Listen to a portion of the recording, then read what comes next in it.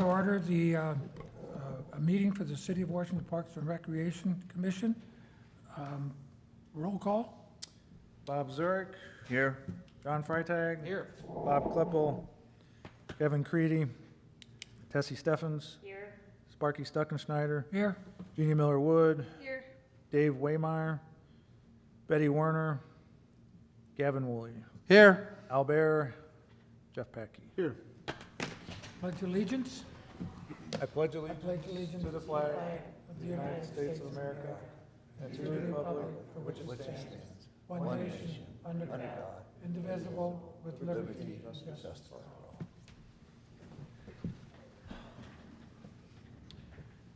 all. Approval of the minutes from our June 5th meeting. I'll make a motion. I have a motion I by will Tessie second and second by Bob.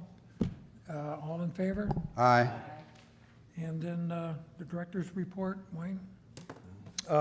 First, I have a card here I'll pass around. I opened it, I forgot because I got it a while ago and I forgot who it was from, because it doesn't say. And so it's a thank you card from Robin, Oh, okay. from Flowers. Oh, I owe $3. A number of things here that we're working on that I'll run through fairly quickly. If you got any questions, let me know at the end. I will try to answer them.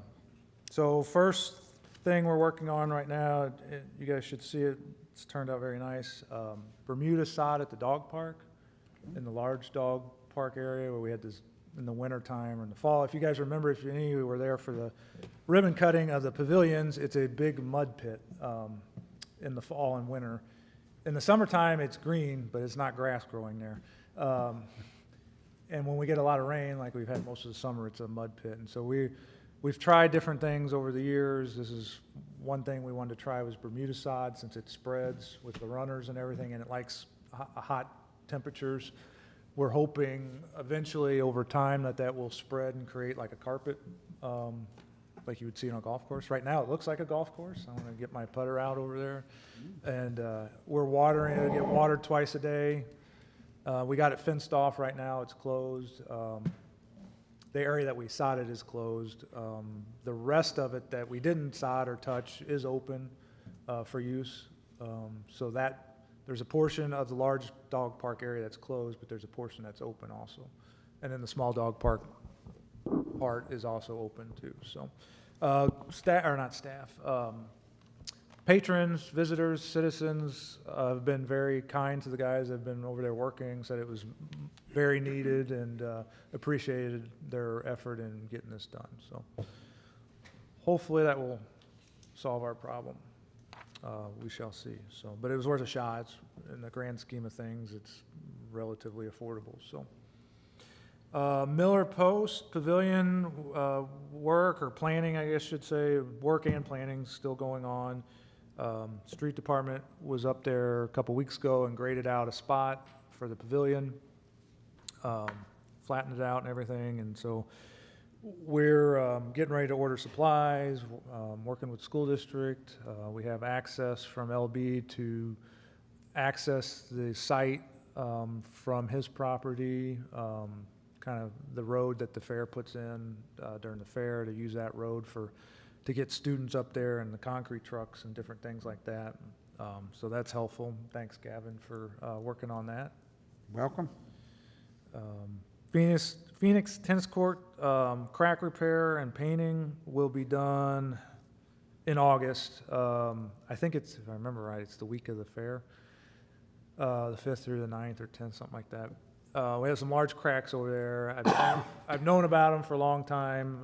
We've done repairs over there in 2018 and 2019 when I first started. That's the problem with asphalt courts. As opposed to it's a lot more expensive, but a lot of what people are going to is post-tension concrete courts now, and they don't crack. So you don't have the really ongoing maintenance like we do with asphalt courts. But it is what it is, and they're doing a temporary fix of the large cracks over there in preparation before the high school tennis season. They'll be filled. basically kind of bandaged together. I don't know the proper way to describe it, but kind of bandaged together, painted. Not all the courts are being painted like we did last time. They'll just paint the spot that is bandaged, that's fixed up. So the paint colors, you got paint on the courts that's 5 years old, and you're gonna have new paint where the crack was, so it's not gonna match perfectly.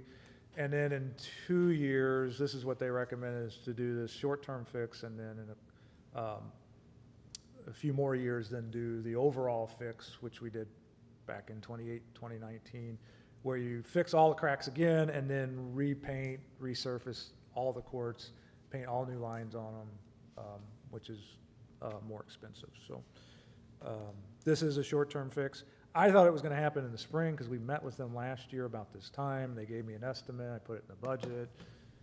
He said, just call. So in January I called, and he's like, oh, we're booked out till August. And I was like, oh, that's not what I was anticipating, or that's not what you said either when you were visiting with me. But anyways, it's almost here because I've gotten some complaints and pictures from Franklin County Tennis Association, things like that, thinking that I was not aware of it, but we are. And so those will be repaired. The pickleball pavilion, of course, up there has been open, but today was probably the last day that it'll be open, and they're getting ready to close all the courts down for the fair, so they can start. They already started. They closed one court, I think, yesterday and started staging some stuff under there. So the rest of the courts will be closed, and we have signage, and it'll be going out on social media and everything. Well, the netting and post will be removed, huh? Yeah, yeah. Yeah, the one court, the netting's already been removed, and tomorrow the rest of the other three will be removed, the nets. And then we have some sealing and lining of parking lots going on. Street department's doing that for us. I know one of them that's been lined is the pool parking lot. It looks very nice. They did a good job. And then the trail connection plans, I've been working with Cochran Engineering on those, especially this week. We've been working a lot on those, reviewing plans, different things like that. And then also prep work is really going to start next week. I mean, it's already started, but it'll be all next week and all the following week for the fair. And then we've also been doing a lot of odd and end different jobs at Ronzik Field as time allows, getting that ready, painting, just touch-up stuff, working on the grass, killing weeds, trimming trees. And then, to my surprise, I met 2 years ago in 22 with a Boy Scout that wanted to do a dugout bench project up there, and I hadn't really heard from him since. And all of a sudden last week, he's like, the benches are done. Or actually, his mother was at the stakeholder meeting for the chamber. And she came up to me and said, my son's done with the benches. And I was like, I could probably see my face kind of go blank. I was like, oh, really? Because I haven't talked to him in like 2 years.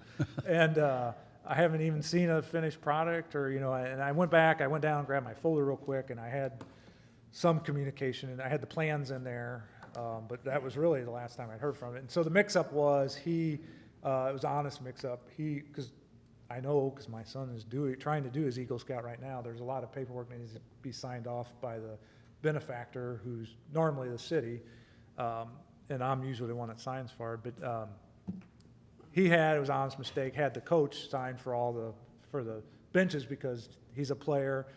It's going to be used in the dugout mainly by the team, and so Kent signed off on all the paperwork, which is fine.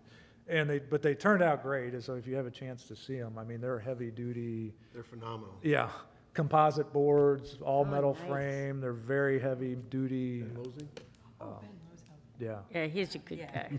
they did really. Everything Yeah. installed and everything? Yeah, they're installed. Yeah, they were put together. There's 5 in each dugout that fit together. The composite boards match the bullpen Yeah. that we Oh, put up 2 weeks nice. ago, so that's nice. The dugouts just got painted 2 weeks ago. Yeah. So now they're in there, so it was, yeah. Yeah.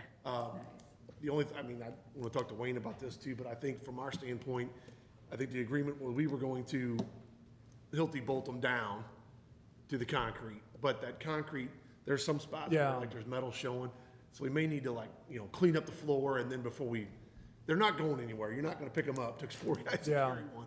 But we may fasten them to the ground in the future. Yeah, that's what I told them. I said, let's see how they function. Maybe we don't have to, maybe we do. If we have to, it's no big deal. We can do it. I wouldn't make him come back and do it, even though he said he would, but, yeah.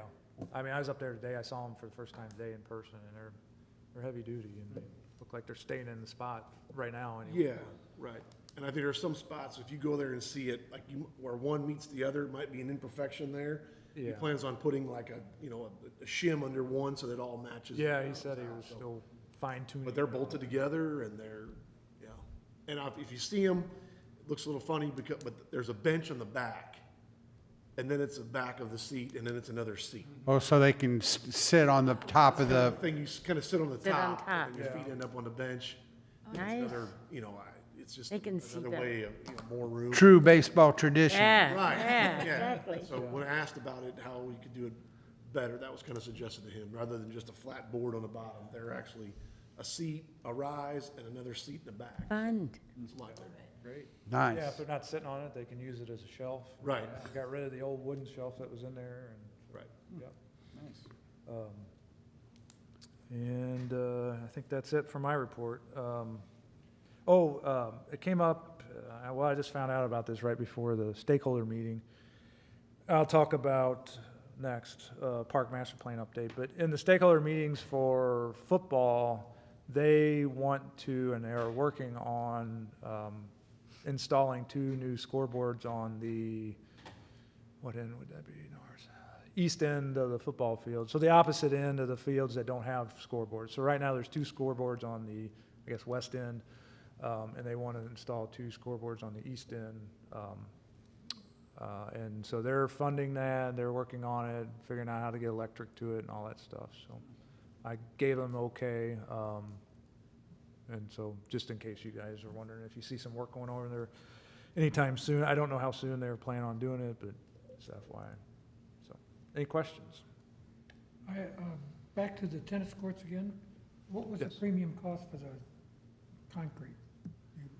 Oh, we didn't get in, I mean, those were put in before I got here, but, I can't even tell you I can't even tell you, I just know they're a lot more, than I know, but is asphalt. there a payback eventually? Well, you don't have to deal with all these cracks and stuff. I'm sorry? You don't have to deal with all the cracks, I know- cracking, I know, like yeah. we're constantly filling cracks. I mean, not us personally, but I mean, is it worthwhile to look into it when you're going to do the major upgrade again? oh, that would be I mean, you'd have to you're ripping out and starting over basically. I mean, that would be So the answer is no, it wouldn't be. It'd be cost prohibitive. I think That that would would be be- something that would have to come out of, the park master plan or, I mean, Capital. it would have to be in the capital improvement sales tax sometime in the future, but, it's always something to think about, yeah. I mean, I'm just we're curious. I mean, if I had to, What's it $1 million cost- maybe what's to it cost do all to those a courts major over. upgrade or major repairs? I can find out what the difference, I can try to find out what the difference between installing new asphalt versus post-tension concrete, what the approximate cost difference would be. I know that's out there, I just don't know it off the top of my head.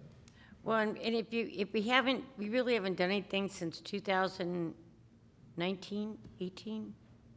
Yeah, it'd been early 19, yeah. I mean, where the old tennis courts were, we were constantly doing things every other year because of all the water that was going underneath it.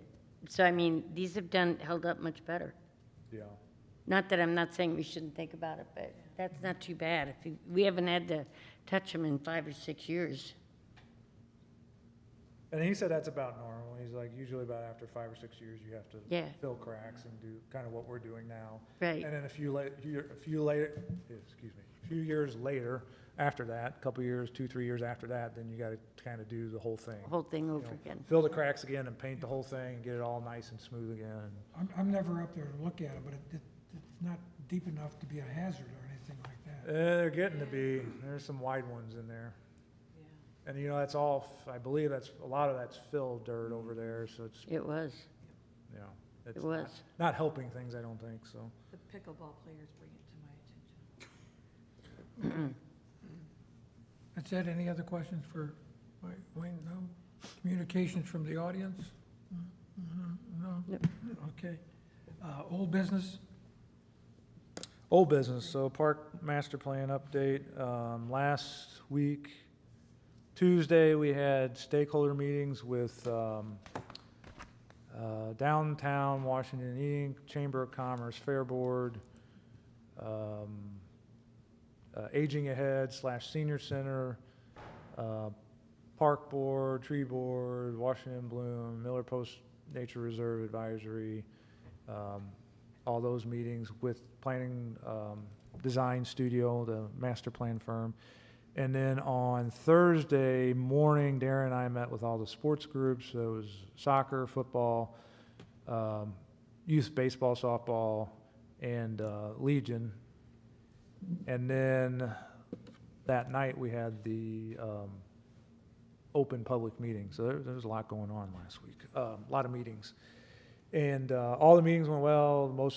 Most everyone had positive things to say about the department and how we're functioning and what they have. And I thought one of the interesting things, most of the sports organizations seem fairly happy with the complex that they have, with the amenities, the parking, the bathrooms, that type of stuff. Most of them, not all of them, but most of them want turf fields, turf soccer fields, turf football fields, turf baseball fields. And so master plan company will look into that. No one was clamoring for a whole new sports complex across town or across the river or anywhere else that I heard of anyway. So, and then the open meeting, the public meeting went well. I'd say I need to get a sign-in sheet. I didn't get a copy of that yet. I got the notes, which I think I sent out, or the presentation I sent out to you all, in case you didn't make it. I think we had about 50 people there. There was some city staff, obviously park board and some of the other boards. Soccer was there, and youth baseball, softball was there, and then just concerned citizens were there. So it was good, and a lot of positive, mostly positive comments, which was good. And the one thing I didn't know that I got from the presentation, I've been meaning to ask the company, but I hadn't done it yet, was his overall, because they toured, Planning Design Studio rented some bikes and rode around town and looked at all the parks and rode the trails and the connectivity and things like that. And their overall impression was, one, they were, on paper it's one thing, but to see it in person is another. That we have 17 parks is amazing for our size of town.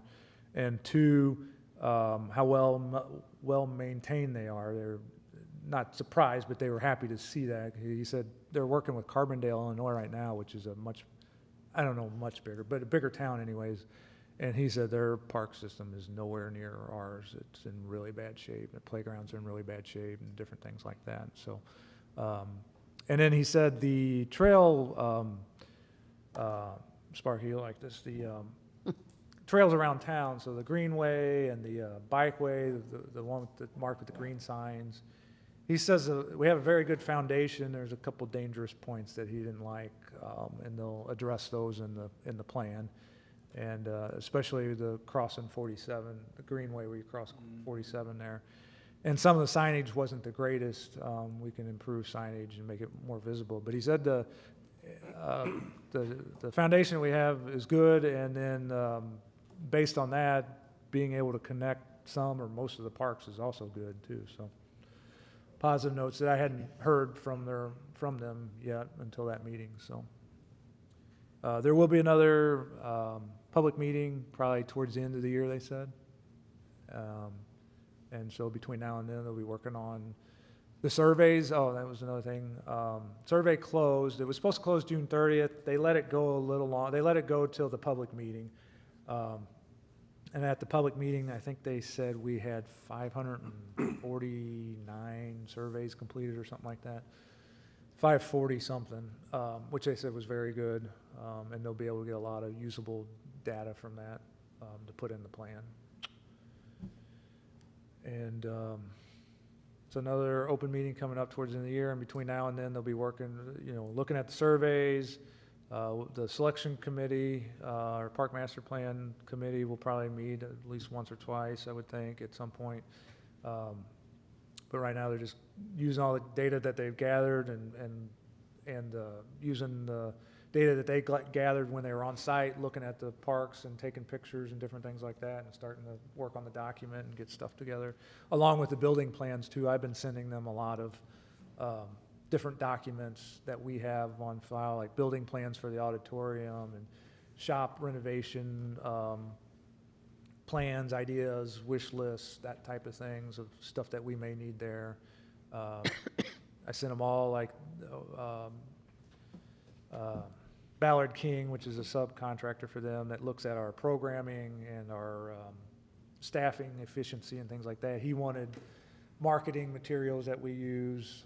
He wanted all our program flyers just to see how we market programs, which programs we have, different stuff like that. So it's been a lot of administrative work this summer, sending all that stuff to them. But overall, it's good. Things are going well. It's moving along. We're on schedule. So we're on schedule to finish in April of 2025.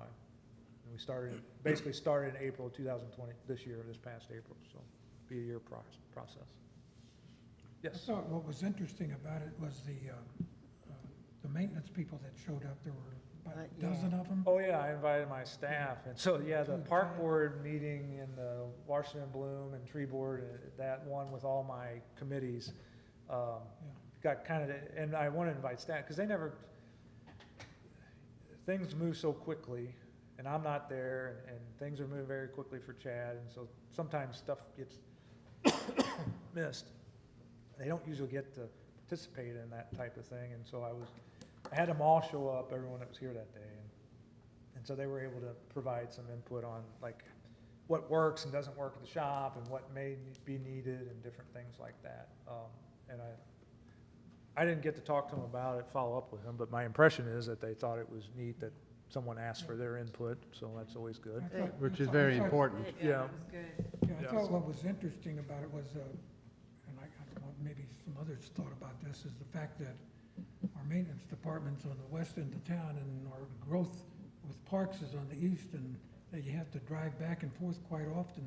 Yeah. Because there's no place on the east end of town to store anything at all. Right. So it's time consuming, having only one spot, so. Yeah, even a small maintenance building of some kind where we could store a mower, or just, if we're using a piece of equipment for like 2 weeks at Phoenix to do whatever, we could store it somewhere over there on site, on that side of town, instead of having to bring it back and forth, or just leave it out sitting in the open, getting rained on or snowed on or whatever, so. Yeah, something to think about, right? I apologize for missing all the meetings. I was out of town. Yeah, it happens. I mean, That happens. I'm sure you'll make some other ones. Yes, sir. Wayne, do you have that ability for a building at Burger Park? I mean, would that be the, Yeah, they're gonna look into where yeah, the best place may be. And, it'll have to be funded and all, it depends on cost and stuff too. Burger Park, you can't put a foundation in. Oh, because it's in a Yeah, flood. because it that, was a but- landfill. Yeah, I mean, Yeah, Phoenix most of it's could. on a floodplain and the other part's a Possibly landfill. Phoenix. I'm sorry? Possibly you could do a building at Yeah, Phoenix. Phoenix is a definite option. Yeah, maybe on the backside of the bathroom Something. pavilion or something there. They were good. My The- mind is, Well, I guess it came up too, I don't know how many, it's not, it's public knowledge. The fire department's will be building a fire department or a house over there at the entrance of Phoenix there, and that popped in my head during the meeting actually, is that maybe we could, after the fire department's built, maybe we could somehow attach a shed or something onto their building or nice next to their idea. building. Because I'm sure they'll have a large, with the big trucks and stuff, a large concreted area, around the building so they can maneuver and stuff, so, just a thought. Any other questions about the master plan comments? New business, boat trailer parking? Yes, so, city council discussed that at their last meeting. We're gonna put up a few signs. I have the verbiage here that the city administrator, suggested, and then police department, modified based on trying to enforce or having to possibly enforce it. And so the signs will say notice parking for vehicles with boat trailers, and then it says Saturdays and Sundays. It did say Fridays, Saturdays, and Sundays, but police wanted to take Fridays off. And so I've been looking this week for a couple, I'm thinking probably 3, possibly up to 3 sign locations, 2 of them being on that hillside below the pavilion that's kind of rocked already. Not at the top where you would have to see them when you're trying to look at the river, about halfway down. Just high enough where the boat trailers or trucks won't hit them when they back in or pull in. And then possibly one somewhere else. I'm still working on that, so. But we'll get those ordered and get them up ASAP. Any questions about that? So it's just basically suggestive signing. So nobody will get ticketed, right? Yeah, no, it's not, we don't have an ordinance, it's not, police want to design the sign where it's not, because before, like, one version said restricted, and they didn't like that word, because of enforcement and stuff like that, and so that was taken out. And, yeah, it's really just suggestive, so if you're down there and someone's parking, maybe you can point to the sign, we'll see, it says it right there, it's boat trailer parking, so. We'll try it out, hopefully it works. I would think it's better than nothing, so. And, the old MoDOT lot? Oh, yeah, so Bridge. at the new river bridge, there's been a lot internally, I guess, or within City Hall, there's been a lot about that lot recently, and so, this lot was discussed in, Traffic Commission, again recently, at the beginning of July 5th, I think it was.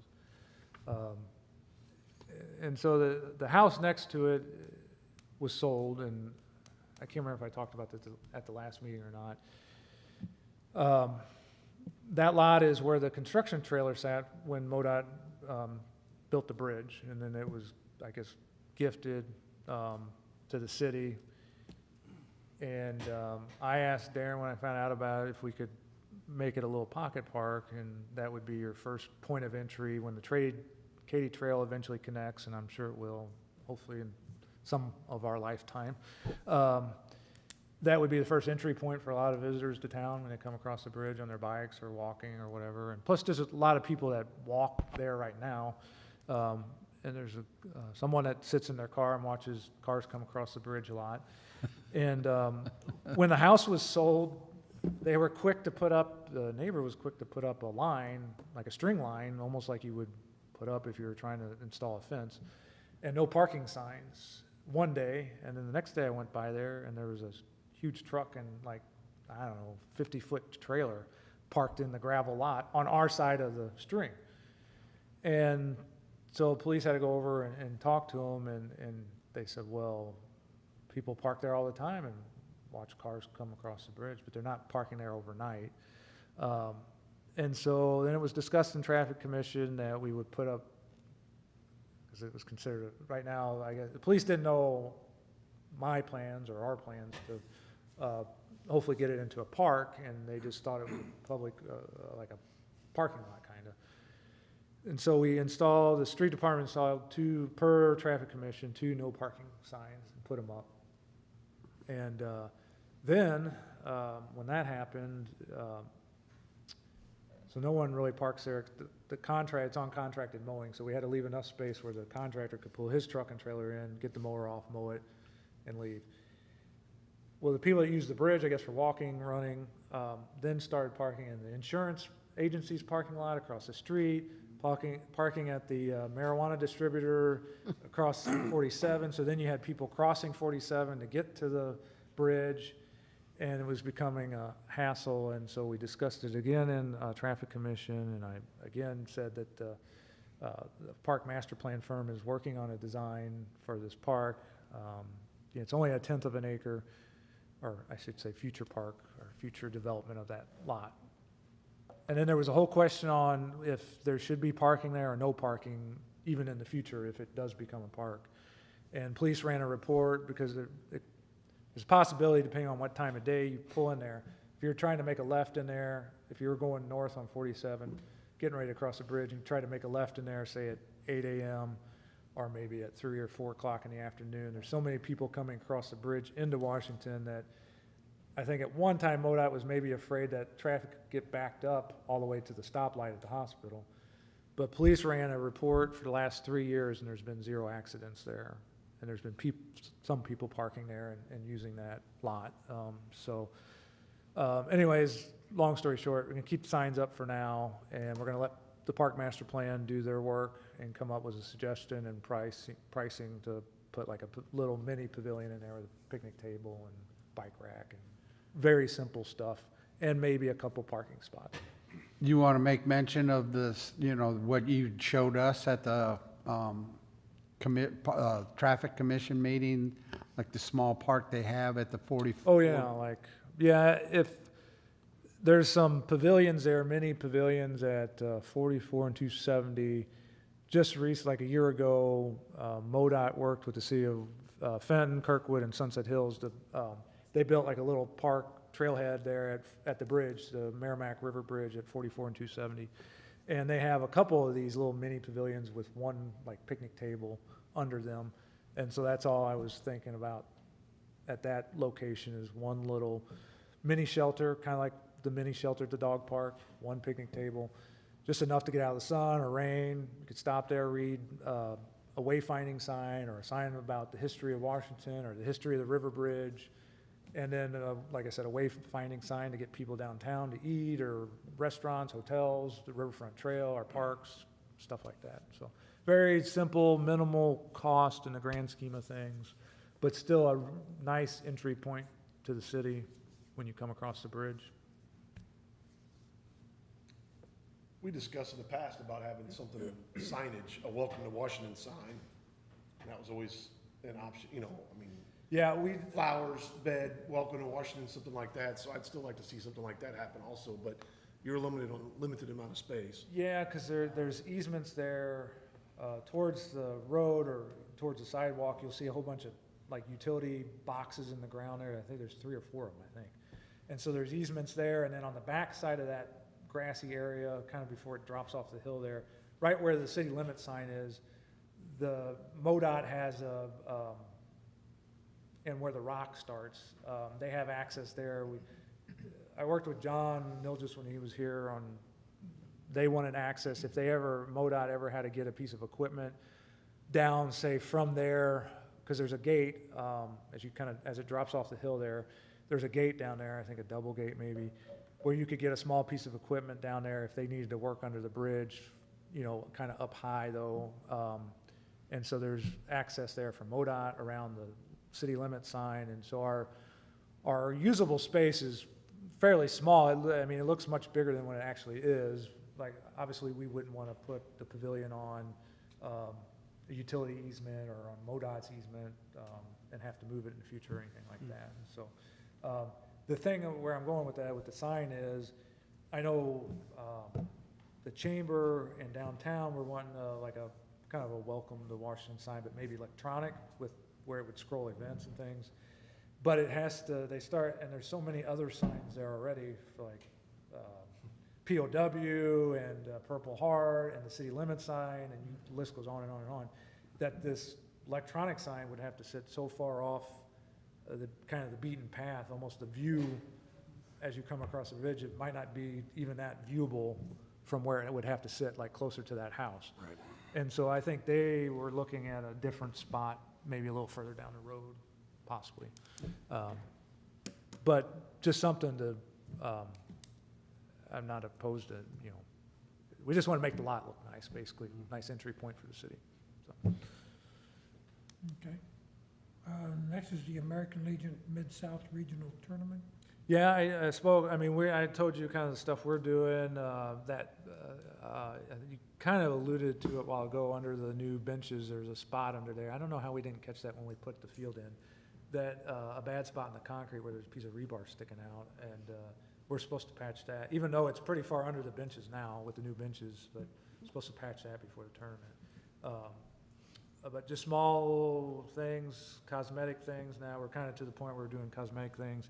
I noticed today there's the spot around third base is drying out there, so I asked Josh to check to make sure the valve and the irrigation wasn't stuck, or make sure there's something wrong with the head or whatever. I was telling him about it initially. He was over at the dog park laying sod, and he's like, yeah, that spot always is a little dry, but then he looked at it and he goes, yeah, it looks a little drier than normal. So they're gonna check that out tomorrow or sometime this week, so it doesn't burn up, see if there is something going on with that. And we did cut behind the outfield fence, and our contractor he's not supposed to mow everything out there, but he needs to be doing a little better job than what he's doing too over there, especially on the foul line areas. But anyways, I'll let, do you have some kind of update? Well, the sprinkler there, so I'm glad you said that. We just said it was, dry there, so you're gonna look into that. Yeah. And then the weeds behind the fence, looks like someone weed eated like 4 or 5 feet. Street department mowed it with their brush hog, and then we're supposed to spray it too. Okay. I haven't been back I was there this weekend, but I wasn't there tonight. Someone told me, said the weeds are you still see them through the fence. So I don't. Oh, I didn't go all the way, I didn't go all the way back there. I So- was entering from the first base side, just really what I could see from. Got you. I think foul third line. base side is probably the worst left field. Okay. Okay, as long as you look into that. There's some bleachers back there now that are blocking the entrance, so. Right, I put those there, and I knew that was gonna be a problem, because those are gonna get set on the other side, so. As far as that stuff goes, just a little bit of an update. Again, sprinkler weeds for Wayne, so thanks for that. Chad has met me out there about getting electric. We're gonna have a construction trailer, like Perrick is donating a trailer. So that's gonna be on the lot, basically in front of the pavilion, or the auditorium, for officials, umpires, things like that, so there'll be an air-conditioned trailer out there. So Chad's helped with that situation, I'm getting that done. There'll be fencing, they call it, temporary construction fencing, but basically like your 12-foot panels, where it's not gonna be orange fence drooping with fence posts, but it's actually gonna be sturdy fence, and there's gonna be banners lining that. We kinda lined that out. And we purposely did it next to the playground, so when someone's on the playground, they can still use the restrooms. That's been addressed, we're well aware of that, to try to keep that in harmony, I guess you could say. Kind of using the pavilion as a determining factor there where the fencing comes in and off of. The plan is to have those from out of town, or those, people watching games, to park on the pool parking lot, auditorium parking lot. Games are gonna start at 9:30, 10 o'clock in the morning. So that's the perfect time to use that. The circle lot over by the pillars, as you would call it, off of Second Street, will be handicap parking, and then there'll be a shuttle service from Borgia Grade School, Borgia Church, right down Second Street to there. So they'll drop people off there. So for those who are familiar with Ronswick Field, we're kind of flipping the whole park. Usually we park on the other side, walk up, that's all gonna be livestock trailers and all that with the fair. Well, they're maintaining, They're keeping all that parking lot for them, so we're trying to work out logistically that we're just gonna not even have that parking lot at all. So, maybe a few people from Washington can park there, but it's not gonna be too much, and we're well aware of that, no problem.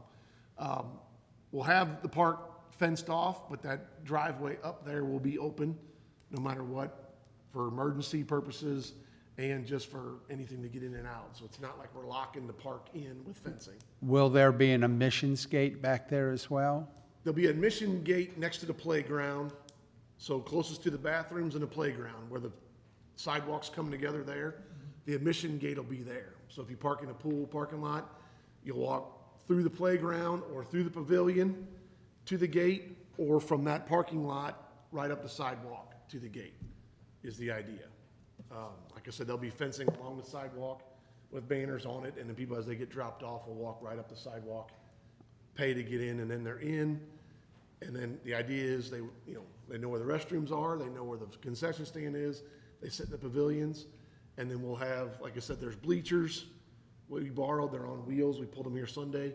They'll be down the right field line for overflow of people if we do have that. So kind of where the electric boxes are in the right field side, close to that for additional seating if needed. So fence and banners and bleachers. The fence right in front of the grandstands. The fence on the bottom, we have the netting on top, the fence on the bottom, it was bowed real bad. It bowed in like 6-8 inches. So the Legion, I took it upon myself to have it repaired, replaced. So you won't see a cost for that. We fixed that black Which fence. fence, or where at? The bottom of, on the grandstands, as you walk by, Yeah. there's the netting's on top. On the front, As right? opposed to front, yeah. So the Oh, that's nice. 4-foot fence. It was, if you notice, you don't think about it, but you know, I guess balls after so many years, the Yeah. fence, it bowed in at least 6 to 8 inches. We're to the point where when you have the radio station tables there, the tables sit 6 inches away from the fence. in fact. So I told Steve Stonetrep, order the fencing and put it up. I have a feeling we're not gonna get a bill. Steve probably did it, but I just wanna let you, you know, we just did it and we'll take care of it if that comes about when I say Legion. So, we're also looking into fixing some of the, ventilation in the concession stand. We've called the company to try to, you know, clean the air ducts and things like that. We don't get the air coming out of the concession stand just out to where, you know, go out the top. It'd be better. We've talked about air conditioning. We may air condition the top for officials and things like that, but all that's temporary. But we want to try to fix the ventilation for concession stand workers. It's nice weather now, but it's no doubt it'll be 100 degrees that week. That's kind of ongoing. I had to mention Ben Losing. Those benches look fantastic, and the amount of people, his parents, aunts and uncles, cousins, and then teammates that he had and he organized to get there to carry those things in and do them is really phenomenal. So it's not just they slapped together some benches and they're there. This was, like Wayne said, probably a 2-year process to get this done, and he was continually doing it. Just it's a lot. They're big, they're heavy, they're sturdy, and definitely a nice addition. So good job to them. As far as the regional goes, as of this weekend, we already know that there is 4 teams: Tennessee, Arkansas, Kansas, and another one that already, you know, that we know those teams are coming, who they've already won.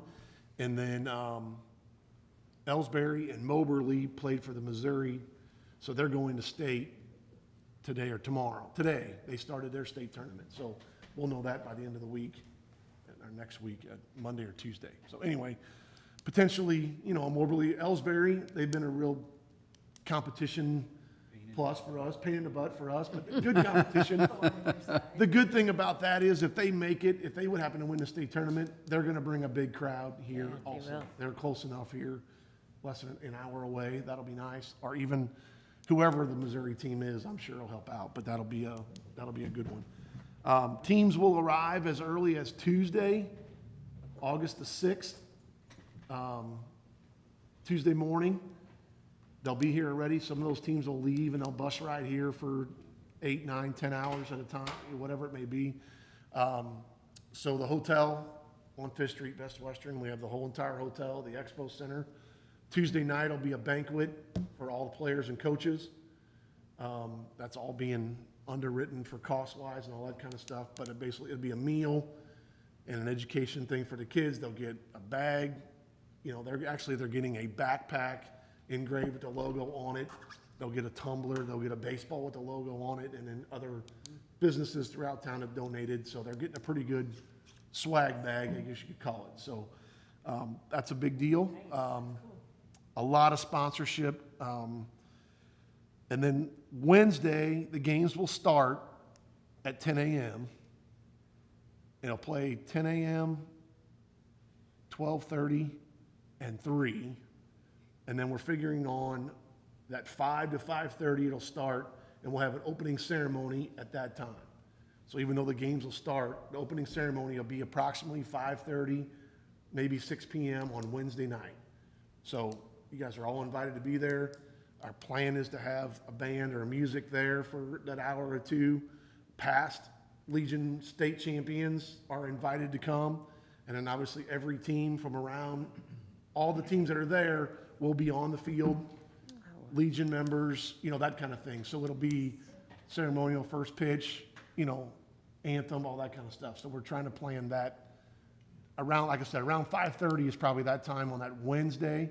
And then the Washington team will play at 7 o'clock on Wednesday night. And I know that's the opening night of the fair, same thing, but that's, you know, we're gonna deal with that all week long, so. Again, opening ceremony, you know, something worth coming to. It'd be a great time for, you know, anybody. I'm sure it'd be worth your time. Like I said, 5:30 or so on that Wednesday, August 7th. Bob? Yes, sir. The way I understand, talking with the American Legion, they were asked by this ball organization, they want to honor a veteran before each game. So Correct. It's going to take up some time there. Okay. We're gonna have, yes, you're right. So there are gonna be 14 games in the tournament, and there'll be a separate veteran who is, we're gonna get a bio from them. If they can be there, they'll be there. If not, we'll read their bio, and it'll basically be like the game dedicated to that veteran that day. And like I said, if they're available, then they'll throw out the first pitch of that game. We're gonna have one in particular for the night of the ceremony. So yeah, it's all, talk about meetings to go to. There's a lot of meetings to go to. It's been a lot of planning, but it's gonna be good. It's gonna be great. Again, tons of sponsorship, tons. I mean, it's unbelievable the amount of people who we know, the most volunteers we have in our community, the most fundraising goes on in our communities at the Washington Fair every single year. To be doing it the exact same week and still get what we've got for this has been phenomenal. It's actually been incredible. And not just people in town, in the outlying areas that have donated, you know. Hayden Machinery in Villa Ridge, who you just don't see, they're underwriting the dinner, the banquet that night. So for a banner to have outside and know they're doing that, which, and it's just umpteen people like that. So it's been really good. We're gonna try to make, said, the opening ceremony, make it a wow factor, so everyone's, Can you explain more on the wow no, factor? Darn it. I thought I could. no. Let me tell you, it's been a tons of phone calls and trying to get things worked out. I'll tell you again the amount of time we've put it, but anyway, we're gonna try to make it right and do it right, there's no doubt. So again, kudos to Wayne, you know, the underside of the pavilion is painted, looks good, the dugout's been painted, this stuff's been in there, it's kinda all just kinda worked out. And, you know, I know time-wise to get it done for this, so it's been good, and it's gonna be a good week, there's no doubt. It is. The fair and that together, so. We started working on this in the spring, you know, trying to, I think the painter started in May, maybe, if I remember right. But I told you, we came up with a list. We walked the site, came up with a list of things I wanted to see done and things he wanted to do in preparation for the tournament. And we still have a list for next year too. But and I told him, I was like, you know how it's going to be this summer. I don't want to be 2 weeks before the tournament's here and we're in the middle of doing fair stuff and we're trying to do, you know, paint railings and different, and install lights and things like that. And so it's worked out well because we've just done little stuff gradually over time, and it's worked out well. And I know something we got, sorry, John. No, you're fine. We passed up the lights around the concession stand. Yeah. Something as simple as that. I don't know if you guys know, they're like globes on the outside of the concession stand, and they were just yellow lights. I thought that's how they always should be. Now they're new white lights inside the same globes. It lights up more, it looks better, it's been good. So even just a small thing like that that gets unnoticed or unmentioned Yeah, that was is one thing. a big plus. Chad pointed out in April or May when we walked the site, that was one thing, he's like, we should get those replaced. I was like, yeah, they do kind of look, because they were white and they just didn't match and they were old Right. and yeah, so the new ones are up. I told him right away, I was like, wow, those new ones, I haven't seen them on yet, but just even when they're off, just the appearance of them makes it look a lot better. No, at night they look really good. They really do. Yeah. So. How many teams, do you think? In the tournament, Yeah, there'll be 8 teams total. Total, okay. So Washington will play for the host. There'll be a Missouri state champion, and then there'll be 6 other state champions here. So 6 teams from out of state. And we went to Alabama last year, but Alabama is now in the South, and Tennessee is actually here. So like last year, we played against Louisiana and different teams, so they do change that a little bit. But Tennessee, it's not Illinois, which is odd because they go to like Indiana the other way. But I know Arkansas, Kansas, Oklahoma, Tennessee, Nebraska? Mississippi. I know that's for sure, and I think it is Nebraska. Nebraska was in the Great Plains. We went there, but anyway, it's in our region. So there'll be, like I said, 6 other states of people that'll be here. Be awesome. Yeah, and I think it's common knowledge now, but the fair board helped us out a lot, the chamber. Every kid who comes, who's playing, is gonna receive a Wednesday fair pass to go to the fair. Nice. And we thought that that was twofold, an awesome gift, but also let them know what it is. Hopefully they can go Wednesday for a couple hours and then beg mom and dad to go back the next day and whatever. So, all the coaches and everyone who's been places, you know, like I said, I went to Alabama last year for that, and you get to the hotel and then you're just kind of on your own, you don't know. So we've all taken it to ourselves that we're gonna have a parent meeting. We're gonna, you know, let them know, here's where you're at. You know, you can drive down Fish Street, make a right, get to the river, here's where, you know, just Yep. give them a logistics of what we have. And one cool thing too, 333 Winery is gonna do on Thursday from 12 to 8, they're gonna have a parent open house. So the shuttle will bring them out there. They'll get Oh, nice. a tasting or, you know, That's so 2 smart. free drinks. And then they can come and go as they please, but they'll shuttle them back and forth. Wow. So that's all been, and just to give you an idea, that the shuttle system from the hotel will take all coaches, all players to the park. They'll warm up at Washington High and at Borgia High School field, so they'll have a hour before their game to go and practice. That'll be chaperoned. They'll get a bus ride to that. They'll get a bus ride to the park. So logistically, it's a ton of meetings, but it's worked out well. We got this other, and we were careful this week to not call it shuttle service, because if someone gets on a school bus, Oh, gosh. they're gonna end up in the fair, but we just have to know the difference. Close though, I mean, They are close, right, and so we're trying to work that out, but, it's not like a mile away. right, again, so we're trying to coordinate, and like I said, the chamber's been great. You know, that was the fear 18 months ago when we stepped into this, is Fair Week is gonna be troublesome, but I think logistically it's gonna work out and be even better, so. So, maybe you've said this before, but how many nights do you play, or days do you play? I'm sorry. Well, so Wednesday there'll be 4 games, Right, Thursday there'll be 4 games, okay, and at the end of Thursday, 2 teams will have lost out. Okay. So then on Friday, there'll be 3 games, and on Saturday, there'll be 3 games with a potential, if the winning team who hasn't lost yet, if they would happen to lose, there'll be 1 game on Sunday. okay. So, and a weather day on Sunday, and again, we've got Borgia Field for backup, Washington Field for backup if we have to play those together, but I'm trying to think it's right. 4 on Wednesday, 4 on Thursday, 3 on Friday, 3 on Saturday. So the good thing about that is you're gonna have Wednesday night games. So like our Wednesday game is gonna be at 7 PM Wednesday night and Thursday, but on Friday, the last game will be at 3. So then our fair logistics helps out in that aspect. So when it's busy there, it's not as busy here, so, yeah. It's gonna be good. Right. You don't sound excited at all. I don't know. It's not done yet. There's It's a not lot done. to- It'll work. There's a lot more people than me involved. Don't get me wrong. There's a lot of people, you know, Kent's been, you know, we're gonna do it. You know, it's gonna happen. His wife and then a group of past moms have been together, you know, working on things. My wife and other moms are, you know, doing the banquet and souvenirs and, you know, ordering T-shirts and hats and all that kind of stuff is just all comes into play. Trent Hendrickson has been absolutely, I don't see how he's worked in the last few months because he's just been nothing but legion. I get texts from him all day long. Hey, can you call this person, that person? So a lot of time has been put in and it's going to be worthwhile. So Fantastic. Best of luck. yeah, thank Yeah, you. really. And just, I want to mention one more thing, completely off subject. At the last council meeting, I brought up the fact of our riverfront. I kind of put Wayne on the spot, so I apologize. If you weren't aware, for a time, the Coast Guard shut down the river from St. Louis to Kansas City. And at the time, at Washington, when the river is shut down, we put up the wooden barricade, and that's it. Now, at times when it's higher, we put up the concrete barricades and no one gets by.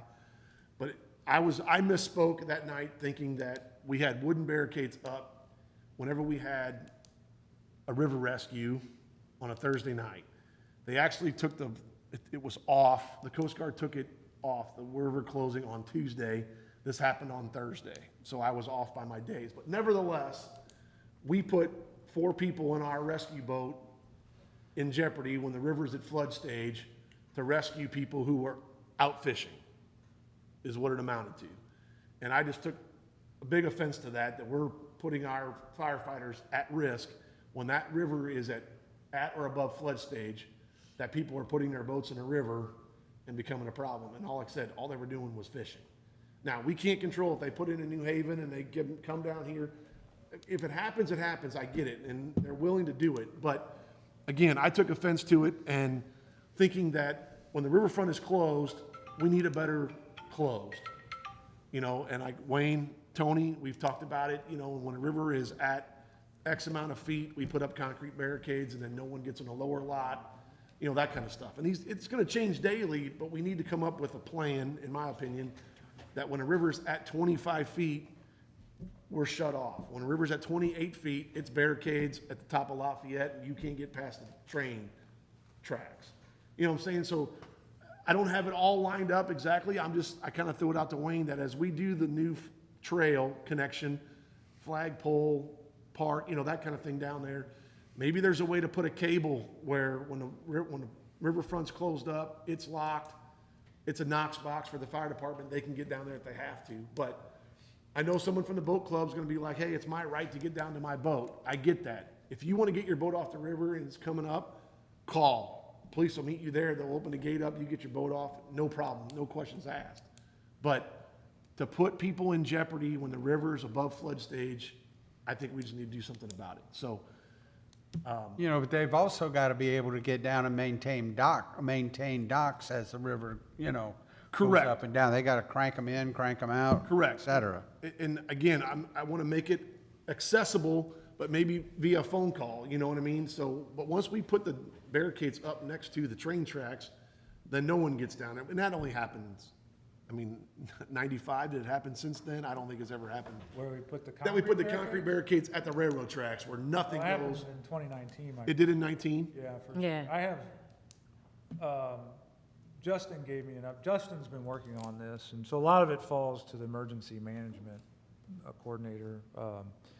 And he's been working on it. He gave me an update yesterday, I think it was, and he got put on, he contacted whoever he contacted for the Coast Guard to find out when so he'll get contacted now, which we weren't getting before.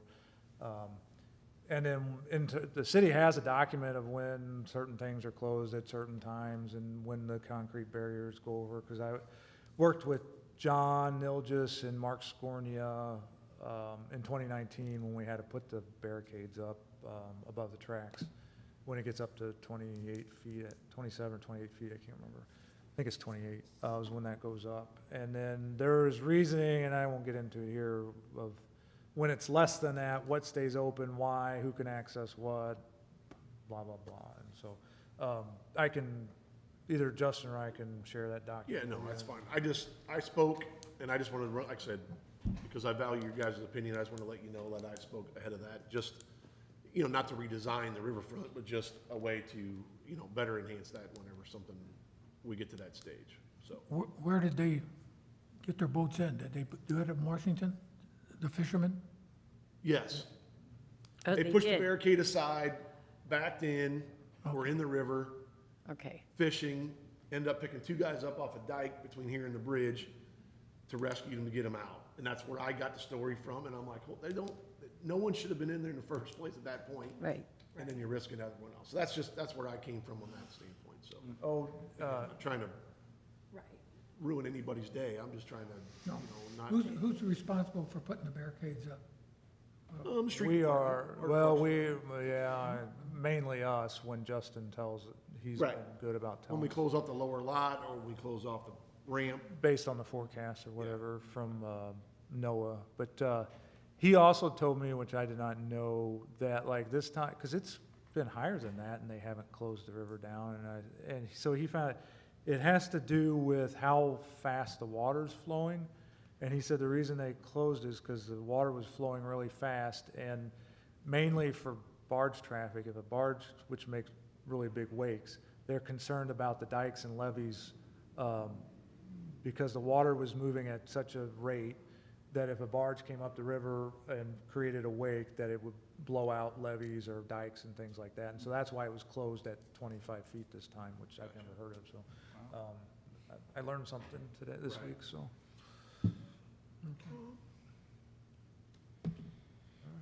Anything else? Could I get a motion? I make a motion, we go home. I'll second. Got a motion by Gavin, second by Jeannie. All in favor?